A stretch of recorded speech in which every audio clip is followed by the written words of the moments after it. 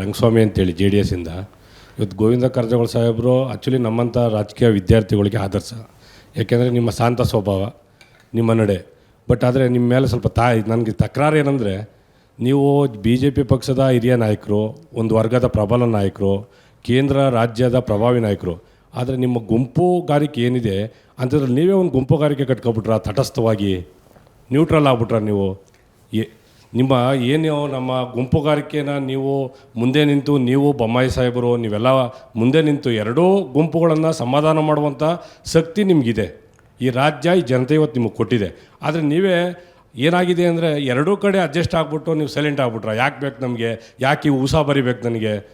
ಏನೋ ಒಂದು 5 ಬಾರಿ MLA ಆಗಿದ್ದೀನಿ, ಒಂದು ಬಾರಿ MP ಆಗಿದ್ದೀನಿ, ಮುಂದೊಂದು ಬಾರಿ ಹೇಳ್ತಾ ಇರೋ ಹಂಗೆ BJPಯಲ್ಲಿ ವಿಜೇಂದ್ರ ಅವರ ಪರ ಒಂದು ಗುಂಪಿದೆ, ವಿಜೇಂದ್ರ ವಿರುದ್ಧ ಗುಂಪಿದೆ, ತಟಸ್ಥರದ್ದು ಒಂದು ಗುಂಪೇ ಇದು ಅಂತ. ಅದು ತಟಸ್ಥರ ಗುಂಪದ ನಾಯಕನೇ ನಮ್ಮ ಸಾಹೇಬರು, ಗೋವಿಂದ ಕಾರಜೋಳ ಸಾಹೇಬರು. ನಮ್ಮ ಮಟ್ಟಿಗೆ ನಾವು ಇವತ್ತು ಬಂದುಬಿಡ್ತೀವಿ.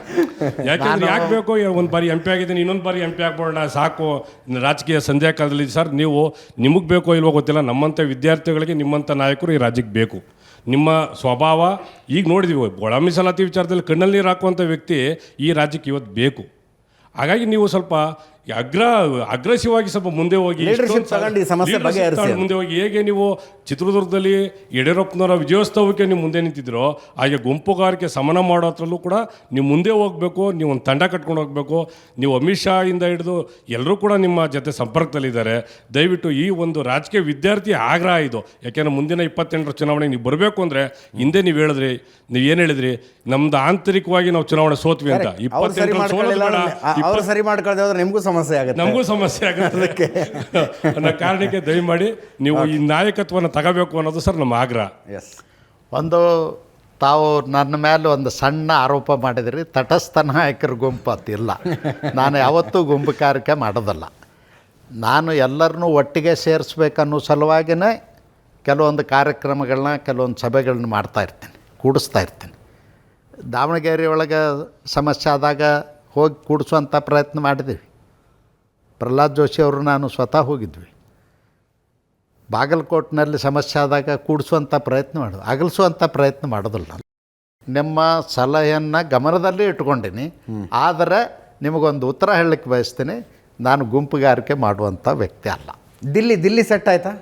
ಹೆಂಗೆ ಅನ್ಸುತ್ತೆ ಅಲ್ಲಿ ರಾಜಕಾರಣ, ಇಲ್ಲಿ ರಾಜಕಾರಣ? ದಿಲ್ಲಿ ಸೆಟ್ ಆಗಿರ್ಲಕ್ಕ ಆಗ್ತದೆ. ಅದೊಂದು ಗೌರವನೇ ಬೇರೆ. ದೇಶದಲ್ಲಿ ಅತ್ಯಂತ ಪ್ರತಿಷ್ಠಿತ ಸಂಸ್ಥೆ ಸುಪ್ರೀಂ ಸಂಸ್ಥೆ ಅದು. ಅದರ ಸದಸ್ಯನಾಗೋದೇ ಒಂದು ಗೌರವ. ಅದರಲ್ಲೂ ನರೇಂದ್ರ ಮೋದಿಯವರು ಇದ್ದಾಗ ಆದಂತೂ ದೊಡ್ಡ ಗೌರವ. ಯಾಕೆ ನರೇಂದ್ರ ಮೋದಿಯವರು ಇದ್ದಾಗ? ನರೇಂದ್ರ ಮೋದಿ ವಿಶ್ವ ಮೆಚ್ಚಿದಂಥ ನಾಯಕ, ಅಭಿವೃದ್ಧಿ ಮಾಡ್ತಕ್ಕಂಥವ್ರು, ಮತ್ತು ಇಡೀ ದೇಶದಲ್ಲಿ ಭಾರತೀಯ ಜನತಾ ಪಕ್ಷವನ್ನು ಅಧಿಕಾರಕ್ಕೆ ತಂದಂಥ ಒಬ್ಬ ಶ್ರೇಷ್ಠ ನಾಯಕನ ಜೊತೆಯಲ್ಲಿರುವುದಂದ್ರೆ ಅದೊಂದು ಗೌರವ. ಆ ಗೌರವಕ್ಕೆ ನಾನು ಪಾತ್ರರಾಗಿದ್ದೀನಿ. ಧನ್ಯವಾದ ಗೋವಿಂದ ಕಾರಜೋಳ ಅವರೇ. ಇಷ್ಟೊತ್ತು ಈ ಚರ್ಚೆಯಲ್ಲಿ ಭಾಗಿಯಾಗಿದ್ದಕ್ಕೆ, ನನ್ನ ಮತ್ತು ಎಲ್ಲರ ಪ್ರಶ್ನೆಗಳಿಗೆ ಉತ್ತರ ಕೊಟ್ಟಿದ್ದಕ್ಕೆ ತಮಗೂ ಕೂಡ ಧನ್ಯವಾದ. ಇದರೊಂದಿಗೆ ಈ ವಾರದ ನ್ಯೂಸ್ ಅವರ್ ಸ್ಪೆಷಲ್ ಮುಗಿಸ್ತಾ ಇದ್ದೀವಿ. ನೇರ ದಿಟ್ಟ ನಿರಂತರ ಸುದ್ದಿಗಾಗಿ ನೋಡ್ತಾ ಇರಿ ಏಷ್ಯಾನೆಟ್ ಸುವರ್ಣ ನ್ಯೂಸ್.